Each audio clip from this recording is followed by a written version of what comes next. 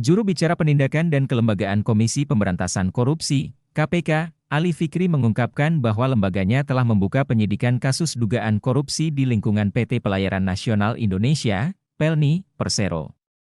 KPK menduga ada korupsi dalam pembayaran komisi untuk asuransi perkapalan di salah satu perusahaan BUMN itu pada tahun anggaran 2015 hingga 2020. Diduga terjadi pembayaran fiktif atas penyediaan proyek tersebut, kata Ali kepada awak media di Gedung Merah Putih KPK, Selasa, 9 Januari 2024. Ali menjelaskan, lembaga antirasuah menyangka layanan yang diduga fiktif itu menyangkut asuransi jaminan kapal asuransi Marinhull yang mencakup kapal tenggelam, terbalik, terbakar dari rangka dan isi kapal.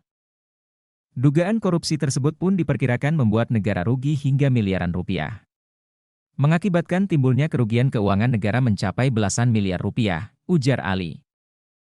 Berikutnya kami ingin juga menyampaikan proses penyidikan yang sedang berjalan, yang baru ya, yaitu terkait dengan dugaan korupsi. Ini terkait dengan pasal 2, pasal 3, pengadaan barang dan jasa di PT PELNI Persero. Kalau salah ada yang pernah menanyakan terkait ini ya, saya lupa. Ya? Oh, Mas Rian ya, iya tentang itu.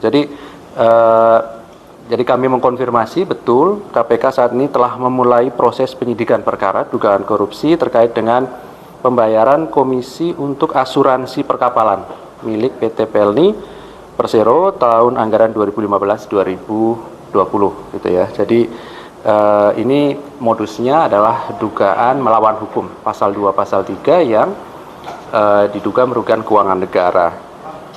Sejauh ini sebagai bukti permulaan terkait dengan kerugian negara mencapai belasan miliar rupiah, namun tentu nanti terus kembangkan lebih jauh pada proses penyidikan yang sedang kami lakukan ini. Beberapa saksi sudah kami panggil, nanti berikutnya pasti kami akan sampaikan lebih rinci siapa saja yang dipanggil sebagai saksi dan apa yang kemudian kami dalami dalam proses penyidikan secara umum tentunya.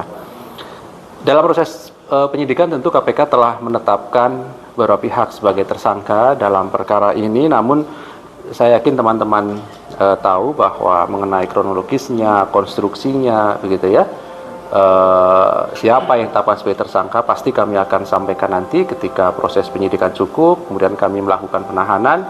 Di sana kami pasti akan umumkan secara resmi siapa saja yang ditetapkan sebagai tersangka dalam dugaan korupsi dimaksud. Dan perkembangannya pasti kami sampaikan nanti setiap harinya. Setiap penanganan perkara di KPK pasti kami sampaikan kepada masyarakat, kepada teman-teman apa yang kemudian KPK lakukan dalam proses penyelesaian sebuah perkara begitu ya.